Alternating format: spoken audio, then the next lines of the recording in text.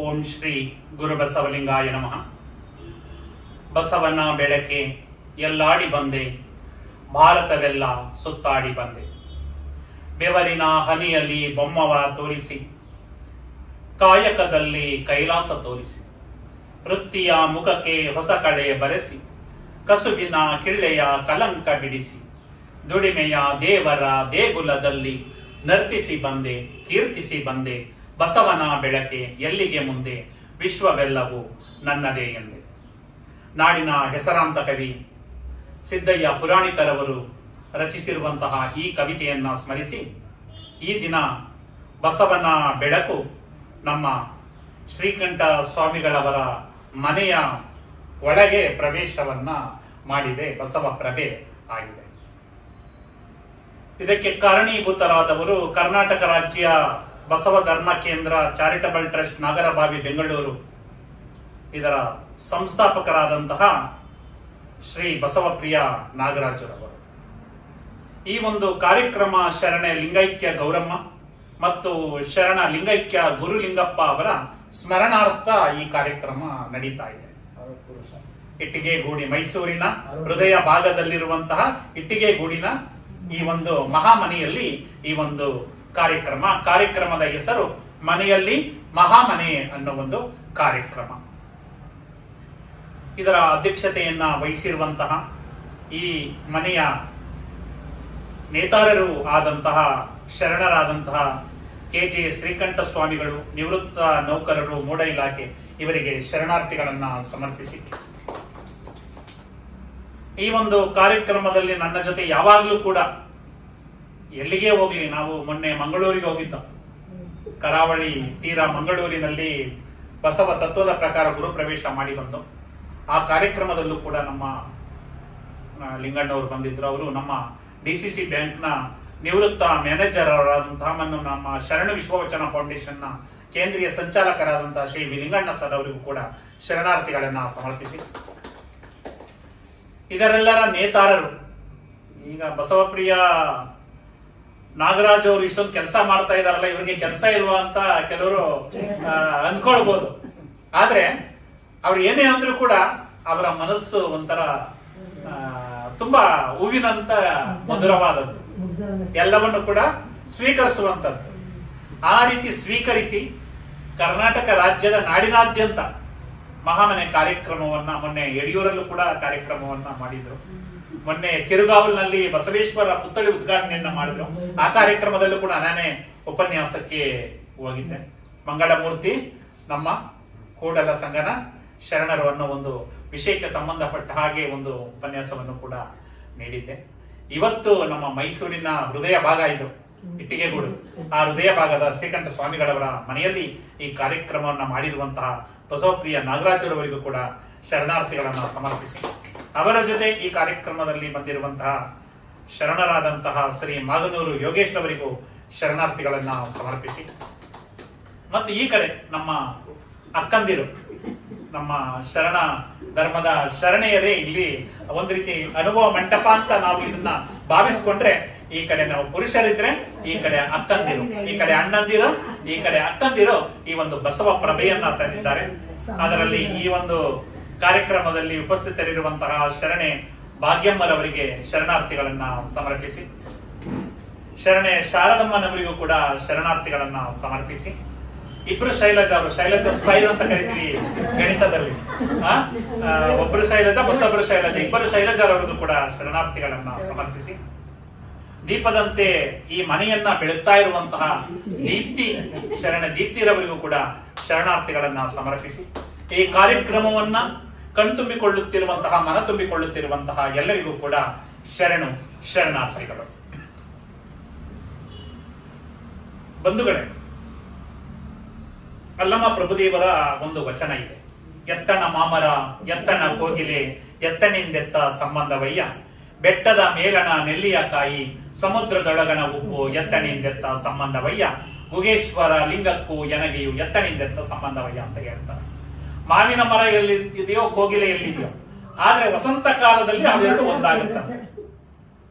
ಅದೇ ರೀತಿ ನೆಲ್ಲಿಯಕಾಯಿ ಬೆಟ್ಟದ ಮೇಲಿರುತ್ತೆ, ಉಪ್ಪು ಸಮುದ್ರದಲ್ಲಿರುತ್ತೆ. ಅವೆರಡನ್ನು ಒಂದು ವಸ್ತು ಒಂದು ಮಾಡುತ್ತೆ, ಅದು ಉಪ್ಪಿನಕಾಯಿ. ಹಾಗೆ ನಾವ್ಯಾರೋ ನೀವ್ಯಾರೋ ನಮ್ಮ ಬಸವಪ್ರಿಯ ನಾಗರಾಜರವರು ಮಾಡಿರುವಂತಹ ಮನೆ ಮನೆಗಳಲ್ಲಿ ಮಹಾಮನೆಯ ಕಾರ್ಯಕ್ರಮ ನಮ್ಮ ನಿಮ್ಮೆಲ್ಲರನ್ನು ಕೂಡ ಒಂದು ಮಾಡಿದೆ. ನನಗೆ ಕೊಟ್ಟಿರುವಂತಹ ವಿಷಯ ಹೆಣ್ಣು ಹೆಣ್ಣಲ್ಲ, ಹೆಣ್ಣು ರಾಕ್ಷಸಿಯಲ್ಲ, ಹೆಣ್ಣು ಕಪಿಲ ಸಿದ್ಧ ಮಲ್ಲಿಕಾರ್ಜುನ. ತುಂಬಾ ವಿಶೇಷವಾದ ಹೆಣ್ಣನ್ನ ತುಂಬಾ 12ನೇ ಶತಮಾನದವರೆಗೆ ತುಂಬಾ ತುಚ್ಛವಾಗಿ ಕಾಣುತ್ತಾ ಇದ್ರು, ಅಂದ್ರೆ ಕೀಳಾಗಿ ಕಾಣ್ತಾ ಇದ್ರು. ಆದ್ರೆ ಆ ಹೆಣ್ಣು ಕೇವಲ ಅಡುಗೆ ಮಾಡೋದಿಕ್ಕೆ ಮಾತ್ರ ಸೀಮಿತ, ಬಟ್ಟೆ ಒಗೆಯೋದಿಕ್ಕೆ ಸೀಮಿತ, ಗಂಡಸರ ಸೇವೆಯನ್ನ ಮಾಡೋದಿಕ್ಕೆ ಮಾತ್ರ ಸೀಮಿತ. ಆ ಹೆಣ್ಣಿಗೆ ಒಂದು ವಿಶೇಷ ಸ್ಥಾನಮಾನವನ್ನ 12ನೇ ಶತಮಾನದಲ್ಲಿ ಕೊಟ್ಟವರು ನಮ್ಮ ಶರಣರು. ಅದರಲ್ಲಿ ಇವತ್ತು ಕೊಟ್ಟಿರುವಂತಹ ವಿಷಯ ಅನುಭವ ಮಂಟಪದ ತೃತೀಯ ಅಧ್ಯಕ್ಷರಾದಂತಹ ಶ್ರೀ ಸಿದ್ದರಾಮೇಶ್ವರರು ನೀಡಿದಂತಹ ವಚನವನ್ನ, ಆ ವಚನದ ಕೊನೆಯ ಭಾಗವನ್ನ ನಮಗೆ ಬಸವಪ್ರಿಯ ನಾಗರಾಜರವರು ಕೊಟ್ಟಿದ್ದಾರೆ. ಹೆಣ್ಣು ಹೆಣ್ಣಲ್ಲ, ಹೆಣ್ಣು ರಾಕ್ಷಸಿಯಲ್ಲ, ಹೆಣ್ಣು ಪ್ರತ್ಯಕ್ಷ ಕಪಿಲ ಸಿದ್ಧ ಮಲ್ಲಿಕಾರ್ಜುನ ಅನ್ನೋದನ್ನ ನಮಗೆ ಕೊಟ್ಟಿದ್ದಾರೆ. ಇದರ ಪೂರ್ಣ ವಚನ ಹೀಗಿದೆ: ತಾ ಮಾಡಿದ ಹೆಣ್ಣು ತನ್ನ ತಲೆಯ ನೀರಿತ್ತು, ತಾ ಮಾಡಿದ ಹೆಣ್ಣು ತನ್ನ ತೊಡೆಯ ನೀರಿತ್ತು, ತಾ ಮಾಡಿದ ಹೆಣ್ಣು ಬ್ರಹ್ಮನ ನಾಲಿಗೆಯ ನೀರಿತ್ತು, ತಾ ಮಾಡಿದ ಹೆಣ್ಣು ನಾರಾಯಣನ ಎದೆಯ ನೀರಿತ್ತು. ಅದು ಕಾರಣ ಹೆಣ್ಣು ಹೆಣ್ಣಲ್ಲ, ಹೆಣ್ಣು ರಾಕ್ಷಸಿಯಲ್ಲ, ಹೆಣ್ಣು ಪ್ರತ್ಯಕ್ಷ ಕಪಿಲ ಸಿದ್ಧ ಮಲ್ಲಿಕಾರ್ಜುನ ಅನ್ನೋದು ಪೂರ್ಣ ವಚನ. ಇದು ಬಹುಶಃ ಶರಣರು ಹೇಗೆ ಅಂದ್ರೆ ಪೌರಾಣಿಕದಲ್ಲಿ ಭಾವಿಸುವಂತಹ ಕೆಲವು ಪಾತ್ರಗಳಿಗೆ ಅನುಗುಣವಾಗಿ, ಆ ಪಾತ್ರದಲ್ಲಿರುವಂತಹ ಕೆಲವು ಅಂಶಗಳಿಗೆ ಅನುಗುಣವಾಗಿ ತದನಂತರ ಅವರು ಈ ಒಂದು ಬಸವ ಧರ್ಮವನ್ನ, ಶರಣ ತತ್ವವನ್ನ ವಿಶೇಷವಾಗಿ ಪರಿಚಯವನ್ನ ಮಾಡೋದಿಕ್ಕೆ ಇಷ್ಟಪಟ್ಟಿದ್ದಾರೆ. ಅಂದ್ರೆ ಅದನ್ನೇ ಉದಾಹರಣೆಗಳನ್ನ ಕೊಡೋದ್ರ ಮುಖಾಂತರ ಪಟ್ಟಿದ್ದಾರೆ. ಇದರಲ್ಲಿ ನಿಮಗೆ ಅರ್ಥ ಆಗಿರ್ಬೋದು, ತಾ ಮಾಡಿದ ಹೆಣ್ಣು ತನ್ನ ತೊಡೆಯ ನೀರಿತ್ತು. ಯಾರು? ತಾ ಮಾಡಿದ ಹೆಣ್ಣು ತನ್ನ ತಲೆಯ ನೀರಿತ್ತು. ತಲೆ ಅಂದ್ರೆ ಯಾರು? ಶಿವನಿಗೆ ಗಂಗೆ. ತಾ ಮಾಡಿದ ಹೆಣ್ಣು ತನ್ನ ತಲೆಯ ನೀರಿತ್ತು. ತಾ ಮಾಡಿದ ಹೆಣ್ಣು ತನ್ನ ತೊಡೆಯ ನೀರಿತ್ತು. ಯಾರು? ಶಿವನಿಗೆ ಗಂಗೆ ಮತ್ತು ಪಾರ್ವತಿ. ಈ ಉದಾಹರಣೆಗಳನ್ನೇ ಕೊಟ್ಟುಕೊಂಡು ಹೋಗ್ತಾ ಇದ್ದಾರೆ. ತಾ ಮಾಡಿದ ಹೆಣ್ಣು ಬ್ರಹ್ಮನ ನಾಲಿಗೆಯ ನೀರಿತ್ತು. ಯಾರು? ನಾಲಿಗೆ ಅಂದ್ರೆ ಸರಸ್ವತಿ. ತಾ ಮಾಡಿದ ಹೆಣ್ಣು ನಾರಾಯಣನ ಎದೆಯ ನೀರಿತ್ತು. ಯಾರು? ಲಕ್ಷ್ಮಿ. ಹೀಗೆ ಅಂದ್ರೆ ಬ್ರಹ್ಮ, ವಿಷ್ಣು, ಮಹೇಶ್ವರರ ಒಂದು ಪತ್ನಿಯರನ್ನೇ ಉದಾಹರಿಸುವುದರ ಮೂಲಕ ಆ ಹೆಣ್ಣಿಗೆ ಒಂದು ಮಹತ್ವವಾದ ಸ್ಥಾನ ಇದೆ. ಹೆಣ್ಣು ಯಾವುದೇ ಒಂದು ಉದಾಸೀನಕ್ಕೆ ಒಳಗಾದವಳಲ್ಲ.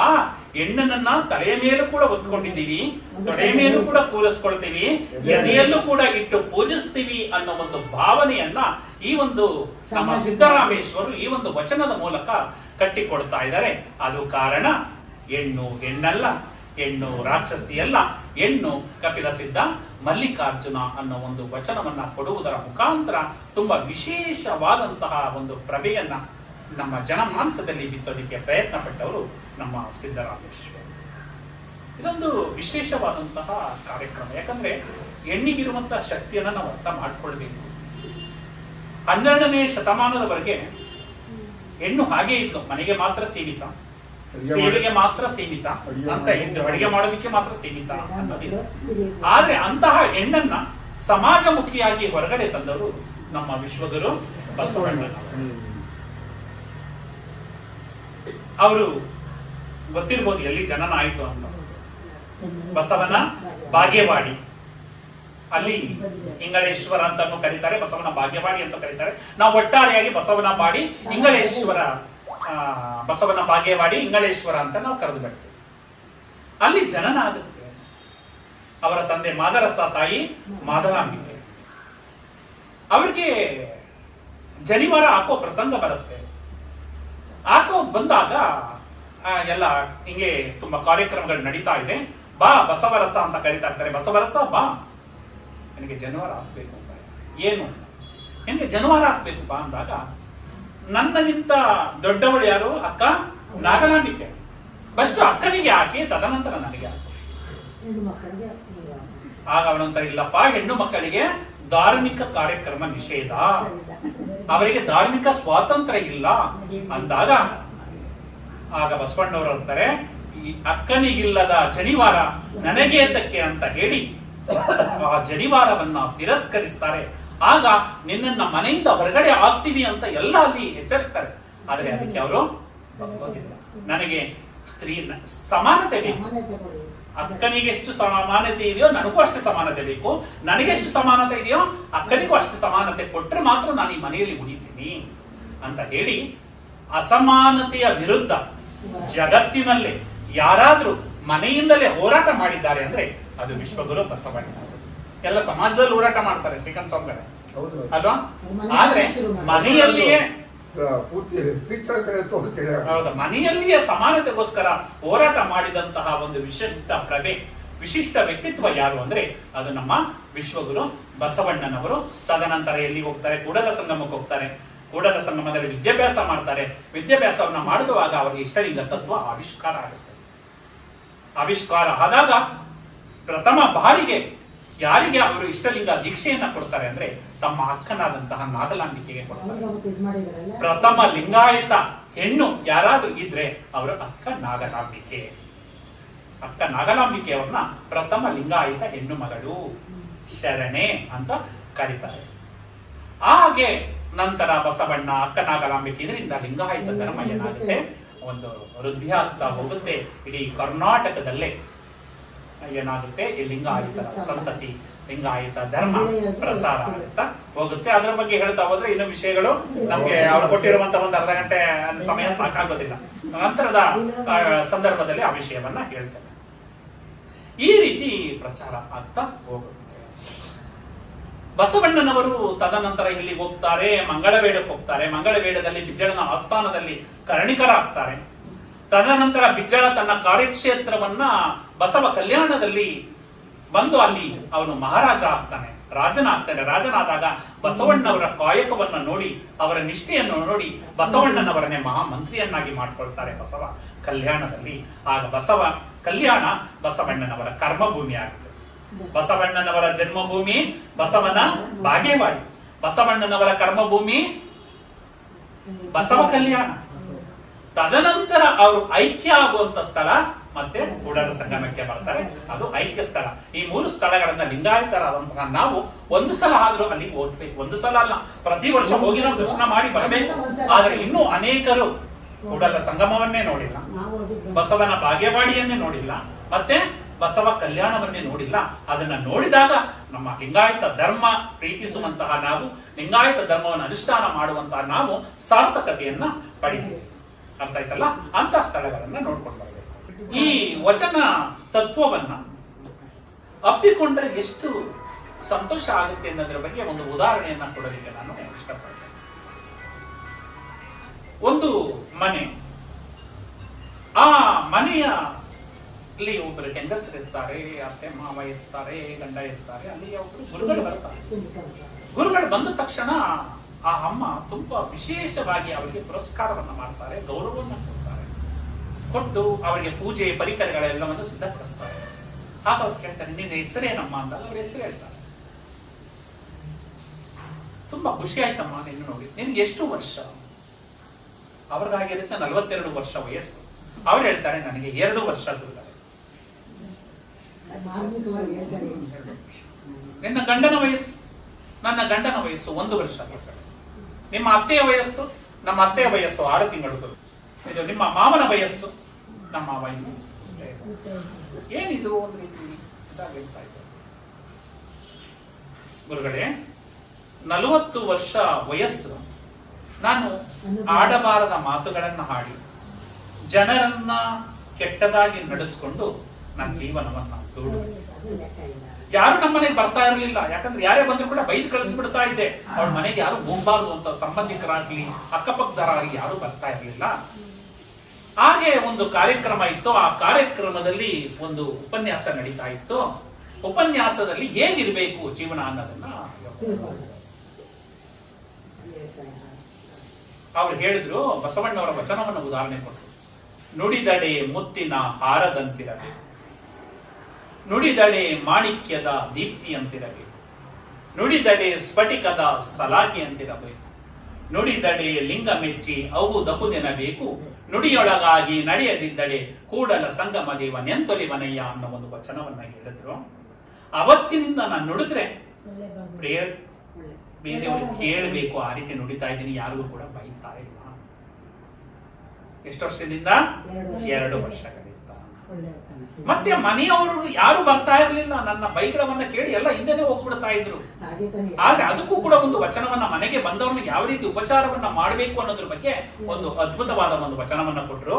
ಆ ವಚನ ಯಾವುದು ಅಂದ್ರೆ, ಏನಿ ಬಂದಿರಿ ಅದುಳಿದ್ದಿರೆ ಎಂದಡೆ ನಿಮ್ಮ ಮೈ ಸಿರಿ ಹಾರಿ ಹೋಗುದೆ, ಕೊಳ್ಳಿರೆಂದಡೆ ನೆಲ ಉಳಿ ಹೋಗುದೆ, ಒಡನೆ ನುಡಿದಡೆ ಸಿರ ಹೊಟ್ಟೆ ಎಳೆಯುವುದೇ, ಕೊಡಲಿಲ್ಲದಿದ್ದೊಡೊಂದು ಗುಣವಿಲ್ಲದಿದ್ದಡೆ ಮೂಗ ಕೊಯ್ಯುವುದ ಮಾಬನೆ ಕೂಡಲ ಸಂಗಮ ದೇವ ಅನ್ನೋ ಒಂದು ವಚನವನ್ನ ಹೇಳಿದ್ರು. ಅವತ್ತಿನಿಂದ ನಾನು ವಚನದಂತೆ ನಾನು ನಡ್ಕೊಳ್ತಾ ಇದ್ದೀನಿ. ವಚನದಂತೆ ನಾನು ನಡ್ಕೊಳ್ತಾ ಇರೋದ್ರಿಂದ ಅಂದಿನಿಂದ ನಾನು ಇಲ್ಲಿಯವರೆಗೂ ಕೂಡ ಆ ರೀತಿ ನಡ್ಕೊಳ್ತಾ ಇರೋದ್ರಿಂದ 2 ವರ್ಷಗಳಿಂದ ನನ್ನ ಜೀವನವನ್ನ ಸಾರ್ಥಕ ಪಡಿಸ್ಕೊಂಡಿರೋದ್ರಿಂದ ನನ್ನ ವಯಸ್ಸು 2 ವರ್ಷ. ನನ್ನ ಗಂಡನ್ನ ಸರಿ ಮಾಡಿಸ್ಬೇಕು ಅಂದ್ರೆ 1 ವರ್ಷ ಹಿಡಿತು. 1 ವರ್ಷದಿಂದ ನನ್ನ ಗಂಡ ಸರಿಯಾಗಿದ್ದಾನೆ. ನನ್ನ ಗಂಡನ ವಯಸ್ಸು 1 ವರ್ಷ. ನಂತರ ನನ್ನ ಅತ್ತೆಯನ್ನ ಸರಿಪಡಿಸಬೇಕು ಅಂದ್ರೆ 1.5 ವರ್ಷ ಹಿಡಿತು. ನಮ್ಮ ಅತ್ತೆ ಈಗ ಒಂದು 6 ತಿಂಗಳಿಂದ ಸರಿಯಾಗಿರೋದ್ರಿಂದ ನಮ್ಮ ಅತ್ತೆಯ ವಯಸ್ಸು 6 ತಿಂಗಳು.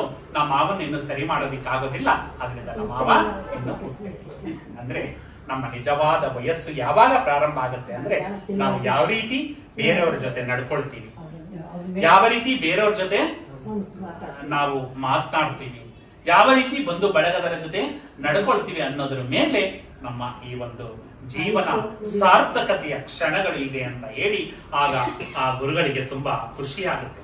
ಆ ರೀತಿ ಇವತ್ತು ನಾವು ನಮ್ಮ ಶ್ರೀಕಂಠ ಸ್ವಾಮಿಗಳವರ ಮನೆಗೆ ಬಂದಿದ್ದೇವೆ. ಆ ಹೆಣ್ಣಿನ ಬಗ್ಗೆ ತುಂಬಾ ವಿಶೇಷವಾದಂತಹ ಸ್ಥಾನಮಾನವನ್ನ ನಮ್ಮ ಶರಣರು ಕೊಟ್ಟರು. ಅದರಲ್ಲಿ ಮುಖ್ಯವಾಗಿ ಕನ್ನಡದ ಮೊಟ್ಟ ಮೊದಲ ಕವಯತ್ರಿ ಅಂತ ಕರೀತೀವಿ ಯಾರನ್ನ? ಅಕ್ಕ ಮಹಾದೇವಿಯವರು.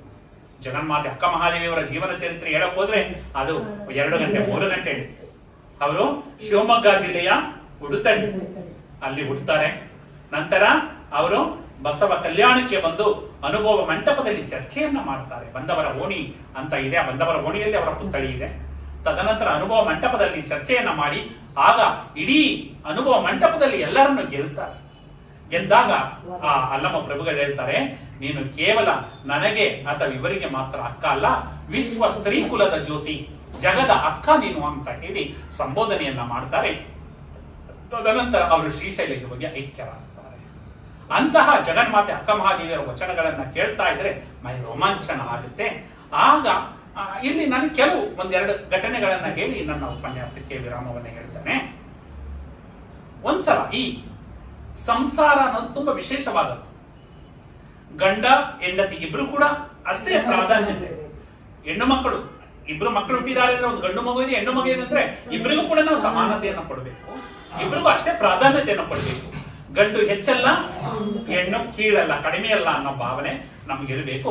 ಇಬ್ಬರಿಗೂ ಕೂಡ ಅಷ್ಟೇ ಪ್ರಧಾನವಾದ ಸ್ಥಾನಮಾನವನ್ನು ನಾವು ಕೊಡಬೇಕು ಅನ್ನೋದ್ರ ಬಗ್ಗೆ ಒಂದು ಉದಾಹರಣೆಯನ್ನ ನಾನು ಹೇಳಕ್ಕೆ ಇಷ್ಟಪಡ್ತೇನೆ. ಒಮ್ಮೆ ಇಬ್ಬರು ಸಾಧಕ ಯುವಕರು ಸಂಸಾರ ಸನ್ಯಾಸಿಗಳಲ್ಲಿ ಯಾವುದು ಶ್ರೇಷ್ಠ ಅನ್ನೋ ವಿಷಯದಲ್ಲಿ ವಿವಾದ ಉಂಟಾಗುತ್ತೆ. ಸಂಸಾರ ಶ್ರೇಷ್ಠನೋ ಸನ್ಯಾಸ ಶ್ರೇಷ್ಠನೋ ಅಂತ ಇದಾಗುತ್ತೆ. ಇದರ ಪರಾಮರ್ಶೆಗೆ ಒಬ್ರು ಅನುಭಾವಿ ಶರಣರ ಹತ್ರ ಹೋಗ್ತಾರೆ. ಶರಣರ ಹತ್ರ ಹೋದಾಗ ಅವ್ರು ಹೇಳ್ತಾರೆ, ನಿಮ್ಗೆ ಇದಕ್ಕೆ ಉದಾಹರಣೆಯನ್ನ ಕೊಡೋರು ದಾಸಿಮಯ್ಯ ಅಂತ ಇದ್ದಾರೆ, ಜೇಡರ ದಾಸಿಮಯ್ಯ ಅಂತ ಇದ್ದಾರೆ. ದಾಸಿಮಯ್ಯನವ್ರ ಹತ್ರ ಹೋದ್ರೆ ನಿಮ್ಮ ಪ್ರಶ್ನೆಗೆ ಒಂದು ಸ್ಪಷ್ಟವಾದ ಒಂದು ಉತ್ತರ ಸಿಗುತ್ತೆ ಅಂತ ಹೇಳ್ತಾರೆ. ಆಗ ಜೇಡರ ದಾಸಿಮಯ್ಯನವ್ರ ಹತ್ರ ಅವ್ರು ಕಳಿಸ್ತಾರೆ. ಜೇಡರ ದಾಸಿಮಯ್ಯನವ್ರ ಹತ್ರ ಹೋಗ್ತಾರೆ. ಜೇಡರ ದಾಸಿಮಯ್ಯನವರು ಮನೆ ಮುಂದೆ ಕೂತಿದ್ದಾರೆ. ಬೆಳಿಗ್ಗಿನ ಸಮಯ 8 ಗಂಟೆ, ಎಳೆ ಬಿಸಿಲು ಆಗ್ತಾನೆ ಬರ್ತಾ ಇದೆ. ಆ ಎಳೆ ಬಿಸಿಲು ಇದ್ದಾಗ ಆ ಹುಡುಗರು ಹೋಗಿ ಕೇಳ್ತಾರೆ, ಆ ಯುವಕರು ಏನಂತ, ಗುರುಗಳೇ ಸನ್ಯಾಸ ಹೆಚ್ಚೋ ಸಂಸಾರ ಹೆಚ್ಚೋ ಅಂತ. ಅವ್ರಿಗೆ ಹೇಳಲ್ಲ, ಕೂತ್ಕೊಳ್ಳಿ ನನ್ನ ಪಕ್ಕದಲ್ಲಿ ಕೂತ್ಕೊಳ್ಳಿ ಅಂತ ಯುವಕರನ್ನ ಕೂರಿಸ್ಕೊತಾರೆ. ಕೂರಿಸ್ಕೊಂಡು ಅಲ್ಲಿ ಅವರ ಧರ್ಮಪತ್ನಿ ಇರ್ತಾರೆ. ಧರ್ಮಪತ್ನಿ ಹೆಸರು ದುಗ್ಗಡೆ. ದುಗ್ಗಡೆ ಬಾ ಅಂತ ಕರೀತಾರೆ. ಬಾ ದೀಪ ಹಚ್ಚು ಇಲ್ಲಿ ಅಂತ. ಅವರು ನೂಲನ್ನು ನೇಯ್ತಾ ಇರ್ತಾರಲ್ಲ, ನೂಲು ನೇಯ್ಯಕ್ಕೆ ದೀಪ ಬೇಕು. ಆ ದೀಪವನ್ನು ಹಚ್ಚು ಅಂತಾಗ ಮರು ಮಾತನಾಡದೆ ಓಡಿ ಬಂದು ಆ ದೀಪವನ್ನು ಹಚ್ತಾರೆ. ದುಗ್ಗಡೆ ನನ್ನ ತಲೆ ಬಿಸಿಲು ಏನಾದ್ರೆ ನೆತ್ತಿಗೆ ಏರ್ತಾ ಇದೆ, ನನ್ನ ತಲೆ ಏನಾಗ್ತಾ ಇದೆ, ಸುಡ್ತಾ ಇದೆ, ಬಂದು ಒಂದು ಬಟ್ಟೆಯನ್ನ ಕಟ್ಟು ನನ್ನ ತಲೆಗೆ ಅಂದಾಗ ಓಡಿ ಬಂದು ತನ್ನ ಗಂಡನಿಗೆ ತಲೆಯನ್ನ ವಸ್ತ್ರವನ್ನ ಕಟ್ಟಲಾರೆ. ನಂತರ ಅವಳಿಗೆ ಗಂಜಿಯನ್ನು ಕೊಡಕ್ ಬರ್ತಾರೆ. ಗಂಜಿ ಅಂದ್ರೆ ಬಿಸಿ, ಆ ತಂಗಳ ಗಂಜಿಯನ್ನು ಬಿಸಿ ಮಾಡಿಕೊಂಡು ತಗೊಬಂದು ಕೊಟ್ಟಿರ್ತಾರೆ. ದುಗ್ಗಳೆ ಗಂಜಿ ಏನಾಗ್ತಾ ಇದೆ, ಬಿಸಿ ಆಗ್ತಾ ಇದೆ, ಇದೊಂದು ಸ್ವಲ್ಪ ಆರಿಸಿಕೊಡು ಅಂದಾಗ ಓಡಿ ಬಂದು ಅದನ್ನು ಆರಿಸಿಕೊಟ್ಟಾಗ ಆ ಜೇಡರದಾಸ ಆಗ ಯುವಕರನ್ನ ಕೇಳ್ತಾರೆ, ಸಂಸಾರ ಹೆಚ್ಚು ಸನ್ಯಾಸ ಹೆಚ್ಚು ಅಂದಾಗ ನಿಮ್ಮ ರೀತಿ ಪತ್ನಿ ಸಿಕ್ಕಿದಾಗ ಸಂಸಾರವೇ ಹೆಚ್ಚು ಅಂತ ಹೇಳಿ ಸಂಸಾರಕ್ಕೆ ಆದ್ಯತೆಯನ್ನು ಕೊಡ್ತಾರೆ. ಶರಣರಲ್ಲಿ 70% ಶರಣ ಧರ್ಮದವರು, ಎಲ್ಲ ಸಂಸಾರಸ್ಥರೇ, ಯಾರು ಕೂಡ ಸನ್ಯಾಸವನ್ನ ಸ್ವೀಕರಿಸಿದವರು ಎಲ್ಲ ಅಲ್ಲಿ ಒಂದು ಬೆರಳೆಣಿಕೆಷ್ಟು ಮಾತ್ರ ನಮ್ಮ ಶರಣ ಧರ್ಮ ಒಂದು ಗೃಹಸ್ಥ ಧರ್ಮ ಅಂತ ಹೇಳೋದಿಕ್ಕೆ ಇಷ್ಟಪಡ್ತಾನೆ. ಈ ಸಂದರ್ಭದಲ್ಲಿ ಅವರು ಹೇಳ್ತಾರೆ, ಯಾರು ಜೇಡರ ದಾಸಿಮಯ್ಯನವರು ಆ ಹೆಂಡತಿಯನ್ನು ಕುರಿತು ಭಕ್ತರು ಕೂರಿಸ್ಕೊತಾರೆ. ಆಗ ಬಂದುದ ನರಿದು ಬಳಸುವಳು, ಬಂದುದ ಪರಿಣಾಮಿಸುವಳು, ಬಂದು ಬಳಗವ ಮರೆಸುವಳು, ದುಗ್ಗಳೆಯ ತಂದು ಬದುಕಿದನು ಕಾಣ ರಾಮನಾಥ ಅಂತ ಹೇಳುತ್ತಾರೆ. ಬಂದುದ ನರಿದು ಬಳಸುವಳು, ಬಳಸುವಳು ಅಂದ್ರೆ ಏನೇ ಕಷ್ಟ ಬರ್ಬೋದು, ಸುಖ ಬರ್ಬೋದು ಅಲ್ವಾ.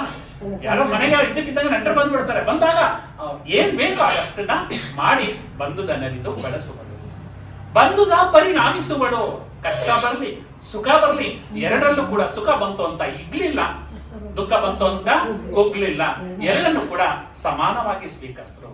ಬಂದುದ ಪರಿಣಾಮಿಸುವಳು. ನಂತರ ಬಂದು ಬಳಗುವ ಮರೆಸುವಳು ಅಂದ್ರೆ ಅವಳು ಬಂದ ತಕ್ಷಣ ನಮ್ಮ ಬಂಧು ಬಳಗನೆ ಅವಶ್ಯಕತೆ ಇಲ್ಲ, ಆ ರೀತಿಯಲ್ಲಿ ನಮ್ಮನ್ನ ನೋಡ್ಕೋತಾ ಇದ್ದಾಳೆ. ಬಂದು ಬಳಗುವ ಮರೆಸುವಳು, ದುಗ್ಗಳೆಯ ತಂದು ಬದುಕಿದನು ಕಾಣ ರಾಮನಾಥ ಅಂತ ಆ ಇವಳನ್ನ ಕಂಡು ಇವಳನ್ನ ತಗೊಂಡು ನಾನು ಬದುಕ್ಬಿಟ್ಟೆ ಅಂತ ಅವರಿಗೆ ಆ ಯುವಕರಿಗೆ ಪರಿಚಯ ಮಾಡ್ಕೊಳ್ತಾರೆ. ಯುವಕರು ಶರಣಾರ್ಥಿಗಳನ್ನು ಸಮರ್ಪಿಸಿ ನಿಮ್ಮಂತವ್ರನ್ನ ನಾನು ನೋಡಿ ನಮ್ಮ ಜನ್ಮ ಪಾವನ ಆಯಿತು ಅಂತ ಹೋಗ್ತಾರೆ. ಈ ರೀತಿ ಒಂದು ವಿಶೇಷವಾದ. ಮತ್ತೆ ಆ ಸಂದರ್ಭದಲ್ಲಿ ಮಹಿಳೆಯರು ಪುರುಷರನ್ನೇ ಎಚ್ಚರಿಸ್ತಾ ಇರ್ತಾರೆ. ಗೊತ್ತಿರ್ಬೋದು ನಿಮಗೆ. ಈ ಒಂದು ವಿಷಯಕ್ಕೆ ಪೂರಕ ನೆನೆಕೊಳ್ಳೋಕೆ ಹೋದ್ರೆ ಆಯ್ದಕ್ಕಿ ಮಾರಯ್ಯ ಮತ್ತು ಆಯ್ದಕ್ಕಿ ಲಕ್ಕಮ್ಮ ಅಂತ ಇರ್ತಾರೆ. ಅವರ ಕಾಯಕ ಏನು ಅಂದ್ರೆ ಆ ಮಹಾಮನೆಯ ಮುಂದೆ ಬಸವಣ್ಣನವರ ಮನೆ ಹೆಸರು ಮಹಾಮನೆ ಅಂತ. ಆ ಮಹಾಮನೆಯ ರಸ್ತೆಗಳಲ್ಲಿ ಏನೇ ಅಕ್ಕಿ ಬಿದ್ದಿರುತ್ತೆ. ಅಕ್ಕಿ ಏಕೆ ಭತ್ತ ಅಲ್ವಾ ಬೀಳೋದು ಅಕ್ಕಿ ಅಂತ ಹೇಳ್ಬೋದು ಅಲ್ವಾ. ಆದ್ರೆ ಆಗ ಮೆಷಿನ್ಗಳು ಇರಲಿಲ್ಲ ಅಕ್ಕಿಯನ್ನ ಮಾಡೋದಕ್ಕೆ. ಅದನ್ನ ಏನ್ ಮಾಡ್ತಾ ಇದ್ರು, ರೋಲರಲ್ಲಿ ಹೊಡಿತಾ ಇದ್ರು. ಹೊಡೆದಾಗ ಅಕ್ಕಿಗಳು ಬೀಳ್ತಾ ಇತ್ತು. ಅಕ್ಕಿಯನ್ನ ಆಯ್ಕೊಂಡು ಬಂದು ಏನ್ ಮಾಡ್ತಾ ಇದ್ರು, ದಾಸೋಹವನ್ನ ಮಾಡ್ತಾರೆ. ಆಗ ಹಿಂಗೆ ಒಂದು ಉಪನ್ಯಾಸ ನಡೀತಾ ಇರುತ್ತೆ, ಅನುಭವ ಮಂಟಪದ ರೀತಿ. ಆ ಮಾರಯ್ಯ ಬಂದು ಕೇಳ್ತಾ ನಿಂತ್ಕೊಂಡ್ಬಿಡ್ತಾನೆ. ನಿಂತ್ಕೊಂಡ್ಬಿಟ್ಟಾಗ ಕಾಯಕ ಮಾಡ್ಬೇಕು, ಕಾಯಕದಿಂದ ತಾನೇ ಜೀವನ ನಡೆಸೋದು. ಆಗ ನೀನ್ ಹಿಂಗ್ ಬಂದು ಇಲ್ಲಿ ನಿಂತ್ಕೊಂಡ್ಬಿಟ್ಟಿದೆಯಲ್ಲ, ಹೋಗಿ ಕಾಯಕವನ್ನ ಮಾಡು ಅಂತ ಅವಳು ಎಚ್ಚರಿಸ್ತಾ ಹೇಳ್ತಾಳೆ. ಕಾಯಕ ನಿಂತಿತ್ತು ಹೋಗಯ್ಯ ಎನ್ನಾಳ್ದನೆ, ಭಾವ ಶುದ್ಧವಾಗಿ ಮಹಾಶರಣರ ತಿಪ್ಪೆಯ ಅಕ್ಕಿ ತಂದು ನಿಶ್ಚಯಿಸಿ ಮಾಡಬೇಕು. ಮಾರಯ್ಯ ಪ್ರಿಯ ಅಮರೇಶ್ವರ ಲಿಂಗಕ್ಕೆ ಬೇಗ ಹೋಗು ಮಾರಯ್ಯ. ನಾವು ಮನೆಗೆ ಬರ್ತಾರೆ, ಅವರಿಗೆ ದಾಸೋಹವನ್ನ ಮಾಡಬೇಕು, ನೀನು ಹೋಗಿ ಬೇಗ ಅಕ್ಕಿಯನ್ನು ಆಯ್ಕೊಂಡು ಬಾ ಅಂತ. ಆ ಉಪನ್ಯಾಸ ಮುಖ್ಯ ಅಲ್ಲ, ಕಾಯಕ ಮುಖ್ಯ ಅನ್ನೋದನ್ನ, ಆ ಕಾಯಕದ ಮಹತ್ವವನ್ನ ಅವರು ಎತ್ತಿ ಹಿಡಿತಾರೆ. ಹೋಗಿ ಏನ್ ಮಾಡ್ತಾರೆ, ಅಕ್ಕಿಯನ್ನು ಆಯ್ಕೊಂಡು ಬಂದ್ಬಿಡ್ತಾರೆ. ಆಗ ಬಸವಣ್ಣವ್ರು ಏನ್ ಮಾಡ್ತಾರೆ, ಆ ಸಂದರ್ಭದಲ್ಲಿ ಒಂದ್ ಕಡೆ ಸುರಿದು ಬಿಟ್ಟಿರ್ತಾರೆ ಅಕ್ಕಿಯ, ಎಲ್ಲವನ್ನು ತುಂಬ್ಕೊಂಡು ಬಂದ್ಬಿಡ್ತಾರೆ. ಯಾರು? ಮಾರಯ್ಯ, ಇದಕ್ಕೆ ಮಾರಯ್ಯ. ಆಗ ಮತ್ತೆ ಹೇಳ್ತಾರೆ, ಒಮ್ಮನವ ಮೀರಿ ಇಮ್ಮನದಲ್ಲಿ ತಂದಿರಿ, ಇದು ನಿಮ್ಮ ಮನವೋ ಬಸವಣ್ಣನವರ ಅನುಮಾನದ ಚಿತ್ತವೋ. ಈ ಮಾತು ಮಾರಯ್ಯ ಪ್ರಿಯ ಅಮರೇಶ್ವರ ಲಿಂಗಕ್ಕೆ ಸಲ್ಲದ ಬೋನ, ಅಲ್ಲಿಯೇ ಸುರಿದು ಬನ್ನಿ ಮಾರಯ್ಯ. ನೀವು ಒಮ್ಮನವ ಒಂದು ಮನಸ್ಸಿತ್ತು, ಆದ್ರೆ ಈಗ 2 ಮನಸ್ಸು ಆಗ್ಬಿಟ್ಟಿದೆ. ಅಂದ್ರೆ ನಿಮ್ಗೆ ಆಸೆ ಹೆಚ್ಚಾಗ್ಬಿಟ್ಟಿದೆ, ದುರಾಸೆ ಆಗ್ಬಿಟ್ಟಿದೆ. ಒಂದು ಮನಸ್ಸು ಇರೋದೋಗಿ ಇಬ್ಬಗೆ ಮನಸ್ಸು ಅಂತ ಹೇಳ್ತಾರೆ, 2 ಮನಸ್ಸು ಆಗ್ಬಿಟ್ಟಿದೆ. ಇದು ನಿಮ್ಮ ಮನವ, ಇದು ನಿಮ್ಮ ಮನಸ್ಸು ಅಥವಾ ಬಸವಣ್ಣನವರ ಅನುಮಾನದ ಚಿತ್ತವೋ. ಬಸವಣ್ಣನವರು ಏನಾದ್ರು ನಿಮ್ಮ ಮೇಲೆ ಅನುಮಾನ ಪಡೆದಿಂದ ಸುರಿದಿದ್ರಲ್ಲ, ಆ ಅನುಮಾನದ ಚಿತ್ತವೋ. ಈ ಮಾತು ಮಾರಯ್ಯ ಪ್ರಿಯ ಅಮರೇಶ್ವರ ಲಿಂಗಕ್ಕೆ ಸಲ್ಲದ ಬೋನ, ಅಲ್ಲಿಯೇ ಸುರಿದು ಬನ್ನಿ ಮಾರಯ್ಯ, ಅಲ್ಲೇ ಸುರಿದ್ಬಿಟ್ಟು ಬನ್ನಿ ಅಂತ ಕಳಿಸ್ತಾರೆ. ಈಗಾದ್ರೆ ನಾವು 1 ಲಕ್ಷ ಸಂಬಳ ತರೋದ್ರಲ್ಲಿ 2 ಲಕ್ಷ ತಂದುಬಿಟ್ರೆ, ಅಯ್ಯೋ ತಗೊಬನ್ನಿ ಅಂದ್ಬಿಟ್ಟು ತಗೊಂಡು ನೀರಿನಲ್ಲಿ ಬೀಗ ಹಾಕ್ಬಿಟ್ಟು ಇನ್ನೂ ತಗೊಬನ್ನಿ ಅಂತ ಸಾಕಾಗ್ತಾ ಇಲ್ಲ. ಆದ್ರೆ ಆಗ ಅಂತಹ ಹೆಂಗಸು ಅಲ್ಲೇ ಸುರಿದಿ ಬನ್ನಿ ಅಂತ ಒಂದು ನಮ್ಮ ಈ ಒಂದು ಸತ್ಯ ಸಂಧತೆ ಆ ಶರಣರಲ್ಲೇ ನಾವು ನೋಡಿ ತಿಳಿಬೇಕು ಅನ್ನೋದನ್ನ ಇದು ಮಾಡ್ತಾರೆ. ನಂತರ ನಮ್ಮ ಅಲ್ಲಮ ಪ್ರಭುಗಳು ಹೇಳ್ತಾರೆ, ಗಂಡ ಹೆಂಡತಿ, ಗಂಡ ಮೇಲಲ್ಲ ಹೆಂಡತಿ ಕೀಳಲ್ಲ ಅನ್ನೋದಕ್ಕೆ ಒಂದು ವಚನವನ್ನ ಉದ್ಗಾರವನ್ನ ಮಾಡ್ತಾರೆ. ಉಭಯ ದೃಷ್ಟಿ ಏಕ ದೃಷ್ಟಿಯಲ್ಲಿ ಕಾಬಂತೆ ದಂಪತಿ ಏಕಭಾವವಾಗಿ ನಿಂದಲ್ಲಿ ಗುಹೇಶ್ವರ ಲಿಂಗಕ್ಕೆ ಅರ್ಪಿತವಾಯಿತು ಸಂಗನ ಬಸವಣ್ಣ ಅಂತ. ಈಗ ಎರಡು ಕಣ್ಣಿದೆ ನಮ್ಗೆ, ಉಭಯ ದೃಷ್ಟಿ ಅಂದ್ರೆ ಎರಡು ಕಣ್ಣುಗಳು ಉಭಯ ದೃಷ್ಟಿ. ಇದೇ ಒಂದು ದೃಷ್ಟಿ, ಇದೇ ಒಂದು ದೃಷ್ಟಿ ನೋಡಿದ್ರೆ ನಾವು ನೋಡಕ್ಕಾಗಲ್ಲ. ಈಗ ನಮ್ಮ ಶೈಲಜಕ್ಕ ಅವ್ರನ್ನ ಈಗ ಒಂದ್ ಕಣ್ಣಲ್ಲಿ ಅಥವಾ ನಮ್ಮ ಅಕ್ಕ ಅವ್ರನ್ನ ಒಂದ್ ಕಣ್ಣಲ್ಲಿ ನೋಡಿದ್ರೆ ನೋಡಕ್ಕಾಗಲ್ಲ. ಶೈಲಜಕ್ಕ ಅವ್ರನ್ನ ಎರಡು ಕಣ್ಣಲ್ಲಿ ನೋಡಿದ್ರೆ ಮಾತ್ರ ಶೈಲಜಕ್ಕ ಅವ್ರನ್ನ ಗುರುತಿಸೋದಕ್ಕೆ ಸಾಧ್ಯ ಅಲ್ವಾ? ಹಾಗೆ ಉಭಯ ದೃಷ್ಟಿ ಏಕ ದೃಷ್ಟಿಯಲ್ಲಿ ಕಾಣಬೇಕು. ಎರಡು ಕಣ್ಣುಗಳಿದ್ರು ಕೂಡ ಎರಡು ದೃಷ್ಟಿಗಳು ಕೂಡ ಒಂದೇ ದೃಷ್ಟಿ ಆಗ್ಬೇಕು, ಏಕ ದೃಷ್ಟಿಯಲ್ಲಿ ಕಾಬಂತೆ ದಂಪತಿ ಏಕಭಾವವಾಗಿ ನಿಂದಲ್ಲಿ. ಇಬ್ರು ಗಂಡ ಹೆಂಡತಿ ಇಬ್ಬರಿದ್ದಾರೆ, ಅವರ ಭಾವ ಏನಾಗಿರ್ಬೇಕು? ಒಂದಾಗಿರ್ಬೇಕು, ಏಕಭಾವವಾಗಿ ನಿಂದಲ್ಲಿ ಗುಹೇಶ್ವರ ಲಿಂಗಕ್ಕೆ ಅರ್ಪಿತವಾಯಿತು ಸಂಗನ ಬಸವಣ್ಣ ಅಂತ ಹೇಳ್ತಾರೆ. ಆ ರೀತಿಯ ಒಂದು ಜೀವನವನ್ನ ನಾವು ನಡೆಸ್ಕೊಂಡು ಹೋಗ್ಬೇಕು ಅಂತ ಹೇಳ್ತಾ, ಈ ಸಂದರ್ಭದಲ್ಲಿ ನನಗೆ ಒಂದು ಕವಿತೆ ನೆನಪಾಗುತ್ತೆ. ಗಂಡ ಹೆಂಡತಿ ಎಷ್ಟೇ ವಯಸ್ಸಾದ್ರೂ ಕೂಡ ಪ್ರೀತಿ ಬೆಳೆಯುತ್ತೇ ಹೋಗುತ್ತೆ ಅಂತ. ಈಗ ಮದುವೆ ಆಗಿ 6 ತಿಂಗಳಾಗಲ್ಲ, ವರ್ಷ ಆಗಲ್ಲ, ಡಿವೋರ್ಸ್ಗೆ ಅಪ್ಲಿಕೇಶನ್ ಅಲ್ವಾ, ಡಿವೋರ್ಸ್ ಆಗಿ ಅಲ್ವಾ. ಮೊನ್ನೆ ತಾನೇ ತಮಿಳ್ನಾಡಲ್ಲಿ ಹೋದೆ ಎಂತ ಕಾರು ಮತ್ತೆ ಅವ್ರಿಗೆ ಎಷ್ಟೋ ಕೋಟಿಯನ್ನ ಕೊಟ್ಟಿದ್ದಾರೆ, ಸಾಕಾಗ್ಲಿಲ್ಲ ಅಂತ ಡೌರಿಗೆ ಅವಳನ್ನ ಕೊಲೆ ಮಾಡಿ ಅವಳನ್ನ ಇಟ್ಟಿದ್ದಾರೆ ಅಂದ್ರೆ ಎಂತಹ. ಆದ್ರೆ ಈ ಆಗಿನ ಕಾಲದಲ್ಲಿ 90 ವರ್ಷ ವಯಸ್ಸಾದ್ರೂ ಕೂಡ, ಆಗಿನ ಮದುವೆ ಆಗಿದ್ರು ಕೂಡ ಅವ್ರಿಗೆ ಎಷ್ಟೊಂದು ದಾಂಪತ್ಯ ಅಂದಾಗ 80 ವರ್ಷದ ವಯಸ್ಸಾದವರೊಬ್ರು ಮಹಿಳೆಯರು ಅಜ್ಜಿ ಮತ್ತೆ 90ರ ಗಂಡ ಅಜ್ಜ, ಇಬ್ರು ಕೂಡ ಈ ಹೇಳ್ತಾರೆ. ಆ ಅಜ್ಜನನ್ನ ಕುರಿತು ಹೇಳ್ತಾರೆ, ಎಷ್ಟೊಂದು ಅದ್ಭುತವಾಗಿದೆ ಅಂದ್ರೆ, ಈ ದಾಂಪತ್ಯ ಯಾನದಲ್ಲಿ ಎನ್ನ ಕೈ ಪಿಡಿದವರು ಹಿಡಿದ ಕೈ ಬಿಡದವರು ನೀವಲ್ಲವೇ ನನ್ನ ದೊರೆ ನೀವಲ್ಲವೇ. ತುಂಬಾ ವಿಶೇಷವಾಗಿ ಈ ದಾಂಪತ್ಯ ಯಾನದಲ್ಲಿ ನನ್ನ ಕೈ ಹಿಡಿದವರು ಹಿಡಿದ ಕೈ ಬಿಡದವರು ನೀವಲ್ವೇ ನನ್ನ ದೊರೆ, ನನ್ ಬಿಡ್ಲಿಲ್ಲ ನೀವು, ಕೊನೆವರೆಗೂ ನನ್ನನ್ನ ಹೇಳ್ಕೊಂಡು ಹೋದ್ರಿ, ನೀವಲ್ಲವೇ ನನ್ನ ದೊರೆ ಅಂತ ಹೇಳ್ತಾ ಇದ್ದಾರೆ. ಹಬ್ಬಗಳು ಬಂದಾಗ ಹೊಸ ಪಂಚೆ ನಿಮಗಿರಲಿ ಇರದಿರಲಿ, ನಾ ಹಳೆ ಸೀರೆ ಉಟ್ಟಾಗ ಬಿಟ್ಟು ಬಿಡು ಎಂದವರು, ಸಾಕು ಬಿಡು ಎಂದವರು, ಹೊಸ ಸೀರೆ ಕೊಟ್ಟವರು ಮಲ್ಲಿಗೆಯ ನಿತ್ತವರು ನೀವಲ್ಲವೇ ನನ್ನ ದೊರೆ ನೀವಲ್ಲವೇ. ನೀವು ಪಂಚೆ ಇರಲಿ ಇಲ್ಲದೆ ಹೋಗ್ಲಿ, ನನಗೆ ಹೊಸ ಸೀರೆಯನ್ನ ಕೊಟ್ಟು ಮಲ್ಲಿಗೆ ಹೂವನ್ನ ತಂದು ಮುಡಿಸ್ತವರು ನೀವಲ್ಲವೇ ನನ್ನ ದೊರೆ ನೀವಲ್ಲವೇ. ಮತ್ತೆ ನಾನು ತವರೂರ್ಗೆ ಹೋದಾಗ, ಈಗ ಯಾರ ತವರೂರ್ಗೆ ಹೋದ್ರೆ ಕಾಯ್ತಾ ಇರ್ತಾರೆ, ಬಾರೋ ಪಾರ್ಟಿ ಮಾಡೋಣ, ನನ್ನ ಹೆಂಡತಿ ಮನೆಯಲ್ಲಿ ಇಲ್ಲ ಅಂತ ನಾವು ಕರೆಯೋ ಪರಿಸ್ಥಿತಿ ಬಂದಿದೆ. ಆದ್ರೆ ಆಗ ನಾನು ತವರೂರು ಹೊರಟಾಗ ಬಾಗಿಲ ಬಳಿ ಬಂದವರು ಬೇಗ ಬಾ ಅಂದವರು ನೀವಲ್ಲವೇ ನನ್ನ ದೊರೆ ನೀವಲ್ಲವೇ. ಬೇಗ ಬಾ ಅಂತ 1 ತಿಂಗಳು ಇರ್ತೀನಿ, ಆಯ್ತು 1 ತಿಂಗಳಲ್ಲಿ 25 ದಿನ ಹೆಚ್ಚಿಗೆ ಇರುವ ಅಂತ ಹೇಳ ಈಗ ಬಂದ್ರೆ, ಆಗ ಎಷ್ಟು ನೀನು ಬಾಗಿಲ ಬಳಿ ಬಂದವರು ಬೇಗ ಬಂದ್ಬಿಡು, ನೀನ್ ಇರೋದಿಕ್ಕೆ, ಇಲ್ದ ಅಂದ್ರೆ ನಾನು ಇರೋದಿಕ್ಕೆ ಆಗೋದಿಲ್ಲ ಅಂತ.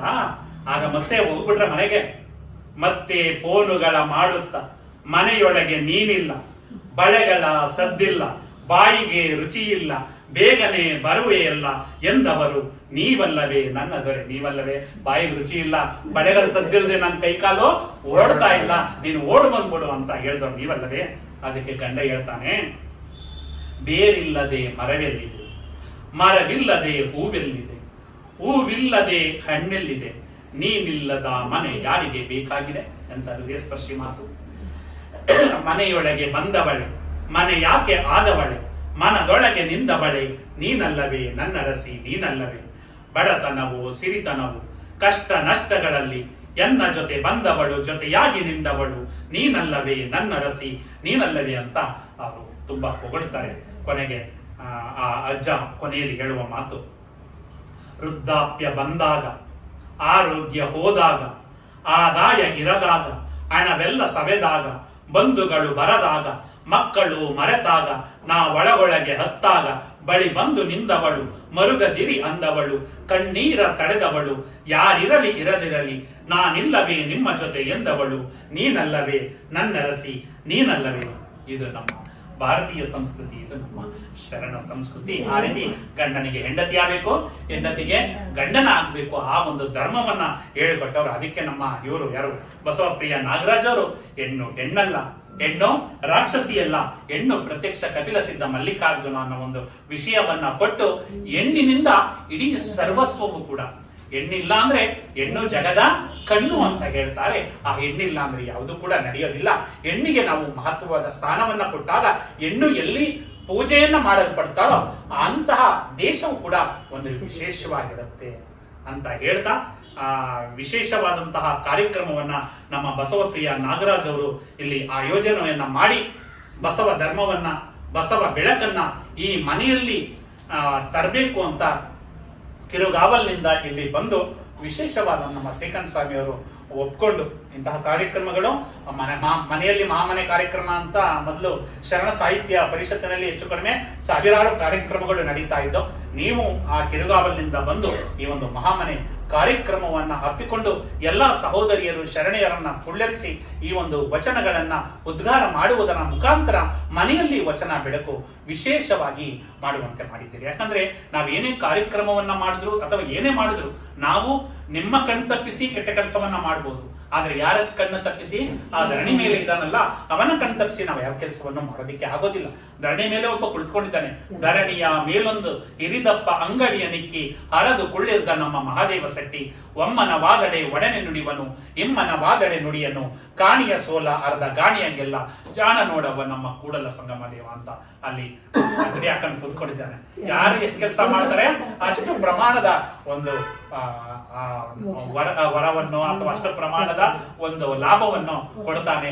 ಆ ಕೊಟ್ಟದನ್ನ ನಾವು ಸ್ವೀಕರಿಸಬೇಕು ಹೊರತು ನಾವು ಯಾರು ಕೂಡ ಜನರ ಕಣ್ಣು ತಪ್ಪಿಸ್ಬೋದು, ಅವನ ಧರಣಿಯ ಮೇಲಿರುವಂತಹ ಮಹಾದೇವ ಶಕ್ತಿಯ ಕಣ್ಣನ್ನ ತಪ್ಪಿಸಿ ನಾವು ಏನು ಕೂಡ ಮಾಡೋದಿಕ್ಕೆ ಆಗೋದಿಲ್ಲ ಅಂತ ಹೇಳ್ತಾ ಇವತ್ತು ನಮ್ಮ ಮನೆಯಲ್ಲಿ ಮಹಾಮನೆ ಕಾರ್ಯಕ್ರಮ ಹಾಗೂ ಸನ್ಮಾನ ಕಾರ್ಯಕ್ರಮವನ್ನ ನಮ್ಮ ಬಸವಪ್ರಿಯ ನಾಗರಾಜರವರು ವಿಶೇಷವಾಗಿ ಹಮ್ಮಿಕೊಳ್ಳುವುದರ ಮೂಲಕ ನಮ್ಮೆಲ್ಲರಿಗೂ ಕೂಡ ನಮಗೂ ಕೂಡ ಈ ವಚನಗಳನ್ನ ಹೇಳ್ತು ಅಂದ್ರೆ ಅದಕ್ಕೆ ಬಸವಣ್ಣ ಮಡಿವಾಳ ಮಾಚಿದೇವರು ಬಸವಣ್ಣ ಅವರನ್ನ ಕುರಿತು ಹೇಳ್ತಾರೆ.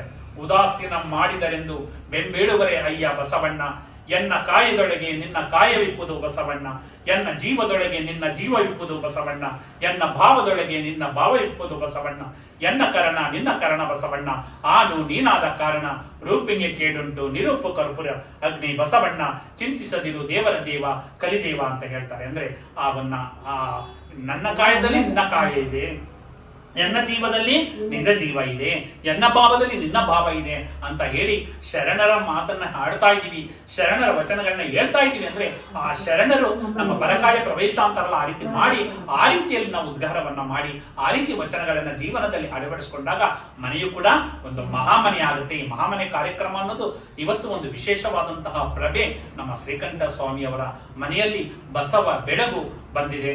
ಈ ಬೆಳಗಿನಲ್ಲಿ ಬೆಳಗನ್ನ ಕಂಡು ನಮ್ಮ ಜೀವನವನ್ನ ಸಾರ್ಥಕವನ್ನ ಪಡಿಸ್ಕೊಳ್ಳಬೇಕು. ಯಾಕಂದ್ರೆ ಅದಕ್ಕೆ ಹೇಳ್ತಾರೆ ಯಾರು ನಮ್ಮ ಪಂಡಿತ ಪಂಚಾಕ್ಷರಿ ಗವಯ್ಯರು ವಿಶೇಷವಾದ ನಾವು ಎಲ್ಲೋ ದೇವರನ್ನ ಎಲ್ಲೆಲ್ಲೋ ಹುಡ್ಕೊಂಡು ಹೋಗ್ತೀವಿ, ಆದ್ರೆ ಇಲ್ಲಿರುವಂತಹ ದೇವರನ್ನೇ ನಾವು ಮಾಡ್ಬಿಡ್ತೀವಿ. ಯಾಕಂದ್ರೆ ಅಂಗದಲ್ಲಿ ಲಿಂಗವನ್ನ ಕೊಟ್ಟು ಇದನ್ನೇ ದೇವರು ಅಂತ ಹೇಳಿದ್ರೆ ಅದಕ್ಕೆ ಹೇಳ್ತಾರೆ, ಕಲ್ಲು ಕಟ್ಟಿಗೆ ಮಣ್ಣಿನಲ್ಲಿ ಶಿವನಿದ್ದರೆ ಗುರುವೇಕೆ ಬೇಕು ಲಿಂಗವ ಕೊಡುವುದಕ್ಕೆ. ಕಲ್ಲು ಕಟ್ಟಿಗೆ ಮಣ್ಣಿನಲ್ಲಿ ಶಿವನಿದ್ದರೆ ಗುರುವೇಕೆ ಬೇಕು ಲಿಂಗವ ಕೊಡುವುದಕ್ಕೆ. ಜಂಗಮವೇಕೆ ಬೇಕು ಭಕ್ತಿಯ ಪರೀಕ್ಷಿಸಲಿಕ್ಕೆ. ಕಂಡು ಕಂಡುದನೆಲ್ಲ ದೇವರೆಂದು ತಿಳಿದು, ಕಂಡು ಕಂಡುದನೆಲ್ಲ ದೇವರೆಂದು ತಿಳಿದು ಅಡ್ಡ ಬೀಳುವ ಜನರ ನೋಡಬಾರದೆಂದೇಯನ್ ಕಣ್ಮುಚ್ಚಿದೆಯೇನಯ್ಯ ಗುರುಕುಮಾರ ಪಂಚಾಕ್ಷರಿ. ಕಂಡು ಕಂಡುದನೆಲ್ಲ ದೇವರೆಂದು ತಿಳಿದು ಅಡ್ಡ ಬೀಳುವ ಜನರ ನೋಡಬಾರದೆಂದೇಯನ್ ಕಣ್ಮುಚ್ಚಿದೆಯೇನಯ್ಯ ಗುರುಕುಮಾರ ಪಂಚಾಕ್ಷರಿ. ಏನಪ್ಪ ಎಲ್ಲೆಲ್ಲಿ ಕಲ್ಲು ಕಂಡ್ರು ದೇವರು, ಮರ ಕಂಡ್ರು ದೇವರು ಅಂತ ಅವ್ರನ್ನ ನೋಡಬಾರ್ದು ಅಂತ ನನ್ ಕಣ್ಣು ಮುಚ್ಚಿಬಿಟ್ಟ ಅಂದ್ರೆ ಅವರು ಹುಟ್ಟು ಕುರುಡ್ರು ಅವರು ಅಲ್ಲ. ಪಂಚಾಕ್ಷರಿ ಗವಾಯಿಗಳು ನನ್ ಕಣ್ಣು ಮುಚ್ಚಿಬಿಟ್ಟ ಅಂತ ಹೇಳ್ತಾರೆ. ಅಂದ್ರೆ ಯಾವ ದೇವರು ಅಂದ್ರೆ ನಮ್ಮನ್ನ ನಾವು ಅರ್ಥಕೋಬೇಕು. ಅದಕ್ಕೆ ಬಾಲಸಂಗಯ್ಯ ಪ್ರಮಾಣ ದೇವನ್ನ ಕಲ್ಲು ದೇವರು ದೇವರಲ್ಲ, ಮರದ ದೇವರು ದೇವರಲ್ಲ, ಕಂಚು ಹಿತ್ತಾಳೆ ತಾಮ್ರಗಳಿಂದ ಮಾಡಿದ ದೇವರು ದೇವರಲ್ಲ. ಸೇತು ಬಂದ ರಾಮೇಶ್ವರ, ಗೋಕರ್ಣ, ಕಾಶಿ ಮೊದಲಾದ ಕ್ಷೇತ್ರಗಳಲ್ಲಿ ಆ ದೇವರು ದೇವರಲ್ಲ. ಹಂಗಾರೆ ಯಾಕೆ ದೇವರು? ತನ್ನ ತಾನರಿತು ತಾನಾರೆಂದು ತಿಳಿದೊಡೆ ತಾನೇ ದೇವರು ನೋಡ ಅಪ್ರಮಾಣ ಕೂಡಲ ಸಂಗಮ ದೇವ ಅಂತ ಹೇಳ್ತಾರೆ. ಆ ರೀತಿ ನಮ್ಮನ್ನ ನಾವು ಅರ್ಥಕೊಂಡ್ರೆ ಅಯ್ಯೋ ಇವನು ದೇವರಂತ ಮನುಷ್ಯ ಅಂತ ಹೇಳ್ತಾರೆ. ಅದೇ ರೀತಿ ನಾವು ಕೆಟ್ಟದ ರೀತಿ ನಡ್ಕೊಂಡ್ರೆ ಇವನು ದೆವ್ವದಂತಹ ಮನುಷ್ಯ ಅಂತ ಹೇಳ್ತಾರೆ. ದೇವರಾಗುವುದು ನಮ್ಮ ಕೈಯಲ್ಲೇ ಇದೆ, ದೆವ್ವಾಗುವುದು ನಮ್ಮ ಕೈಯಲ್ಲೇ ಇದೆ. ಅಂತಹ ಒಂದು ತತ್ವವನ್ನ ನಮ್ಮ ಬಸವಣ್ಣನವರು ಮತ್ತು ಎಲ್ಲ ಶರಣೆಯರು ವಿಶೇಷವಾದಂತಹ ವಚನಗಳನ್ನ ಕೊಡುವುದರ ಮೂಲಕ ನಮ್ಮ ಕಣ್ಣನ್ನ ತೆರೆಸಿದ್ದಾರೆ. ನಮಗೆ ಕಷ್ಟ ಬರ್ಬೋದು, ಸುಖ ಬರ್ಬೋದು. ಕಷ್ಟ ಬಂದ್ರೆ ಹಿಗ್ಗಬಾರದು, ಕಷ್ಟ ಬಂದ್ರೆ ಕುಗ್ಗಬಾರದು, ಸುಖ ಬಂದ್ರೆ ಹಿಗ್ಗಬಾರದು. ಅದಕ್ಕೆ ಅಕ್ಕ ಮಹಾದೇವಿ ಕೊಡುವಂತ ವಚನ ಯಾವುದು? ಬೆಟ್ಟದ ಮೇಲೊಂದು ಮನೆಯ ಮಾಡಿ ಮೃಗಗಳಿಗೆ ಅಂಜಿದಡೆ ಅಂತಯ್ಯ, ಸಮುದ್ರದ ತಡಿಯಲೊಂದು ಮನೆಯ ಮಾಡಿ ನೊರೆ ತೆರೆಗಳಿಗೆ ಅಂಜಿದಡೆ ಅಂತಯ್ಯ, ಸಂತೆಯೊಳಗೊಂದು ಮನೆಯ ಮಾಡಿ ಶಬ್ದಕ್ಕೆ ನಾಚಿದಡೆ ಅಂತಯ್ಯ, ಚೆನ್ನ ಮಲ್ಲಿಕಾರ್ಜುನ ದೇವ ಕೇಳಯ್ಯ, ಲೋಕದೊಳಗೆ ಹುಟ್ಟಿದ ಬಳಿಕ ಸ್ತುತಿ ನಿಂದೆಗಳು ಬಂದಡೆ ಮನದಲ್ಲಿ ಕೋಪವ ತಾಳದೆ ಸಮಾಧಾನಿಯಾಗಿರಬೇಕು ಅಂತ ಎಂತಹ ಒಂದು ಅದ್ಭುತವಾದ ವಚನವನ್ನ ಕೊಟ್ಟಿದ್ದಾರೆ ಅಲ್ವಾ. ಮನದಲ್ಲಿ ಎಲ್ಲ ಬರುತ್ತೆ ಅಲ್ವಾ, ಕಷ್ಟಗಳು ಬರುತ್ತೆ, ಸುಖ ಬರುತ್ತೆ ಅಲ್ವಾ, ಆದರೆ ಈ ಒಂದು ಏನೇ ಬಂದ್ರೂ ಕೂಡ ಮನಸ್ಸು ಸಮಾಧಾನ ಅಲ್ವಾ, ಸಮಾಧಾನ ಅಲ್ವಾ. ಯಾಕಂದ್ರೆ ಮನದ ಕೋಪ ತನ್ನ ಹಿರಿತನದ ಕೇಳು ಅಂತ ಹೇಳ್ತಾರೆ ಅಲ್ವಾ, ನಮ್ಮನ್ನ ಮುಳುಸಕ್ಕೂ ಹೇಳಲ್ಲ. ಅದಕ್ಕೆ ಇನ್ನೊಂದು ವಚನ ಬಸವಣ್ಣವ್ರದ್ದು ವಿಶೇಷವಾಗಿದೆ. ಕಾಲಲ್ಲಿ ಕಟ್ಟಿದ ಗುಂಡು, ಕೊರಳಲ್ಲಿ ಸುತ್ತಿದ ಬೆಂಡು, ಕಾಲಲ್ಲಿ ಕಟ್ಟಿದ ಗುಂಡು, ಕೊರಳಲ್ಲಿ ಸುತ್ತಿದ ಬೆಂಡು, ತೇಲಾಲಿಯದು ಗುಂಡು, ಮುಳುಗಾಲಿಯದು ಬೆಂಡು, ತೇಲಾಲಿಯದು ಗುಂಡು, ಮುಳುಗಾಲಿಯದು ಬೆಂಡು, ಇಂತಪ್ಪ ಸಂಸಾರ ಶರದಿಯ ದಾಂಟಿಸಿ ಕಾಲಾಂತಕನೆ ಕಾಯೋ, ಕಾಲಾಂತಕನೆ ಕಾಯೋ, ನಮ್ಮ ಕೂಡಲ ಸಂಗಮ ದೇವ, ಕಾಲಲ್ಲಿ ಕಟ್ಟಿದ ಗುಂಡು, ಕೊರಳಲ್ಲಿ ಸುತ್ತಿದ ಬೆಂಡು, ಕಾಲಲ್ಲಿ ಕಟ್ಟಿದ ಗುಂಡು, ಕೊರಳಲ್ಲಿ ಸುತ್ತಿದ ಬೆಂಡು. ಕಾಲಲ್ಲಿ ಗುಂಡು, ಕೊರಳಲ್ಲಿ ಬೆಂಡು. ಇದು ಗುಂಡು ಕೇಳಲ್ಲ, ಬೆಂಡು ಒಳಗಲ್ಲ.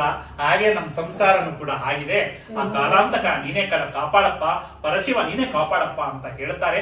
ಆ ಪರಶಿವನ ಒಂದು ಕರುಣೆಯಿಂದ ನಾವೆಲ್ಲ ಇಷ್ಟು ವರ್ಷ ಬದುಕಿದೀವಿ ಅಂದ್ರೆ ಏನೋ ಒಂದು ಒಳ್ಳೆ ಕೆಲಸ ನಮ್ಮಿಂದ ಆಗಬೇಕು ಅಲ್ವಾ.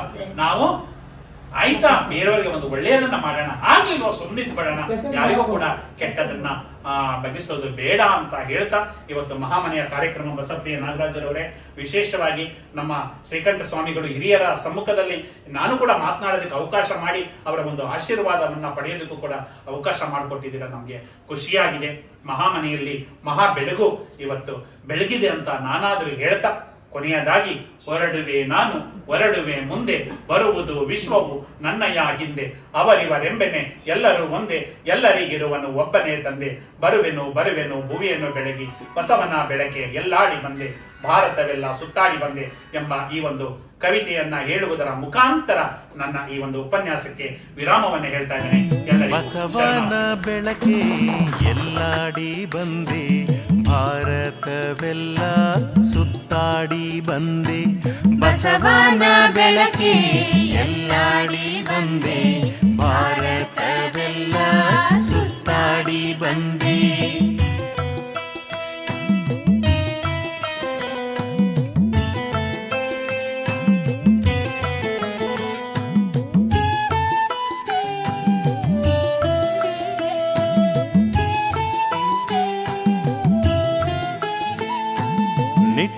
ಸೀರೆದೆಯನು ಬೆಳಗಿಸಿ ಬಂದೆ, ನಿರಾಶೆ ಎದೆಯನು ತೊಳಗಿಸಿ ಬಂದೆ, ಹೆಣ್ಣಿನ ಕಂಬನಿ ಬತ್ತಿಸ ಬಂದೆ, ಆಶಾ ಜ್ಯೋತಿಯ ಹೊತ್ತಿಸ ಬಂದೆ, ದೀನರ ಬಾಳನು ಮುಸುಕಿದ ಕಾಳವ ಕಬಳಿಸಿ ಬಂದೆ, ಧವಳಿಸಿ ಬಂದೆ, ಬಸವನ ಬೆಳಕೆ ಎಲ್ಲಾಡಿ ಬಂದೆ, ಕನ್ನಡ ವನದಲ್ಲಿ ಕುಣಿದಾಡಿ ಬಂದೆ.